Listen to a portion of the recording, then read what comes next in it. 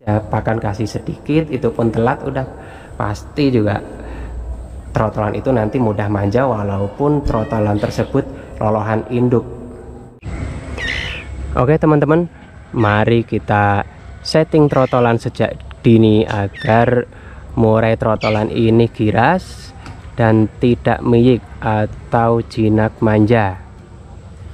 Nah, ikuti terus video ini, jangan lupa di subscribe agar teman-teman bisa mengikuti channel ini dan melihat perkembangan trotolan ini nanti jadinya jinak atau giras.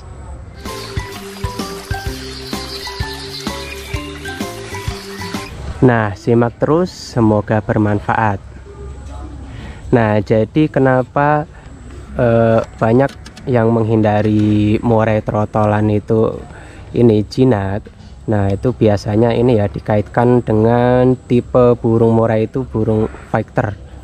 Jadi biasanya burung yang fighter itu dipercaya kalau jinak itu tidak bagus. Jadi burung jinak untuk burung-burung tipe fighter itu dipercaya tidak bagus atau mengurangi fighternya atau membuat susah cara settingnya. Nah, jadi banyak teman-teman penghobi murai itu menghindari burung-burung murai itu burungnya jinak, burungnya manja. Nah, dari situ, nah kita bisa mengupayakan itu sejak dini, sejak dari lolohan. Nah, untuk trotolan saya ini usianya 11 hari. Nah, jadi dari trotolan ini saya harus mengajarkan bagaimana nanti burung ini tidak manja. Nah, caranya seperti apa? Caranya dalam meloloh itu saya menggunakan ini nih sumpit ya, jadi saya nggak ngeloloh itu langsung dari tangan.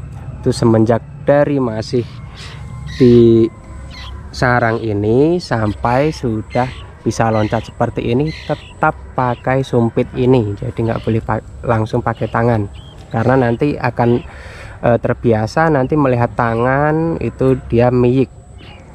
Nah, itu pertama dari alatnya ya. Terus keduanya itu dari pakannya. Nah, pakan yang saya maksud ini bebas ya teman-teman, mau pakai jangkrik atau mau pakai purlolohan atau mau pakai kroto, nah itu bebas. Yang saya maksud dari pakan ini adalah seberapa sering kita meloloh. Jadi jangan biarkan burung trotolan kita itu sering menahan lapar ya. Bukan berarti burung tidak pernah lapar, tapi di saat dia lapar, di saat itu juga kita sudah siap melolohnya. Jadi seperti burung ini tadi sudah saya loloh. Nah, sekarang mau saya loloh lagi, reaksinya seperti apa? Apakah dia masih kurang atau masih cukup gitu kan? Nah, ini diam aja. Ini tandanya burung ini sudah kenyang, tidak kurang. Kalau semisal burung ini kurang, pasti melihat begini dia langsung miyik. Atau semisal kenyang nih, tapi dari kemarin-kemarin itu sering kurang, sering telat. Bisa jadi juga walaupun dia kenyang, dia masih tetap miyik dan diloloh tetap mau. Nah, yang seperti itu tuh yang tidak bagus. Jadi kan ada yang bilang murai trotolan itu memberi pakannya tidak perlu terlalu kenyang, karena yang ditakutkan nanti kekenyangan malah nanti susah ini ya, susah berak ya. Nah, itu menurut saya itu ditujukan bagi yang sering telat ya, yang sering telat ngasih makan. Karena kalau yang sering telat ngasih makan biasanya trotolan memang lebih antusias ya saat diloloh. Jadi walaupun trotolan tersebut itu sebenarnya sudah kenyang, tapi dia masih tetap mau diloloh, tetap masih mangap. Nah, beda dengan kalau kita ini ya sering melolosnya ya. Jadi untuk waktu perkiraan itu 1,5 jam sampai 2 jam itu sudah diloloh.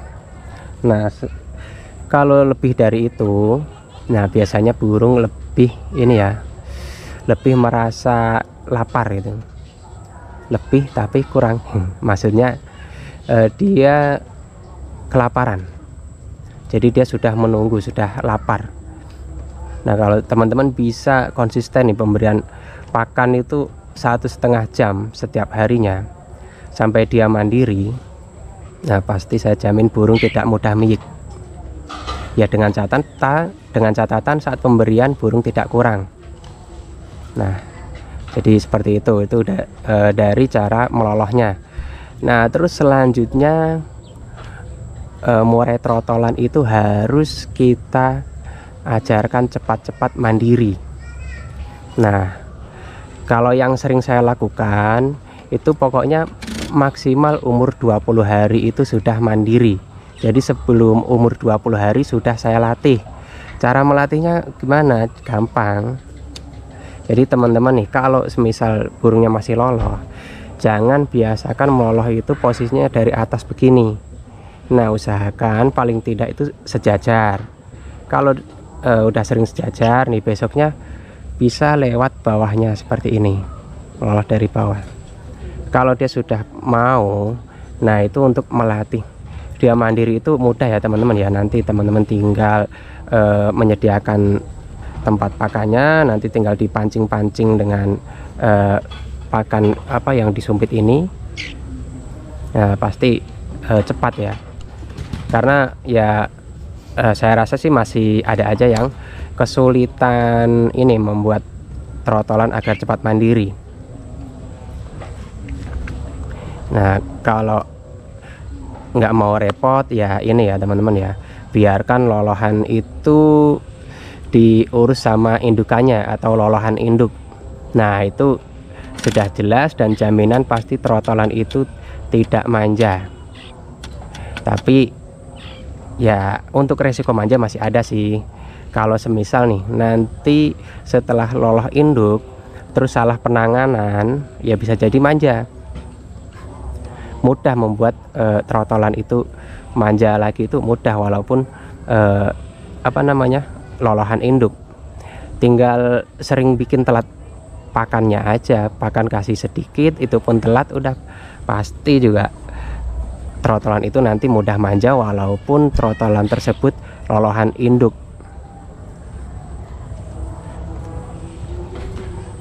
Nah, jadi ya kurang lebihnya seperti itu ya teman-teman ya. Semoga mudah dipahami dan semoga bermanfaat. Nah, apabila ada masukan atau pertanyaan, silahkan ketik di kolom komentar.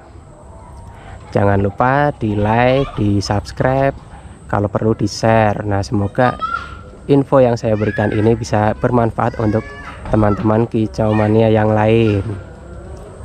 Nah, terima kasih. Sampai jumpa di video selanjutnya.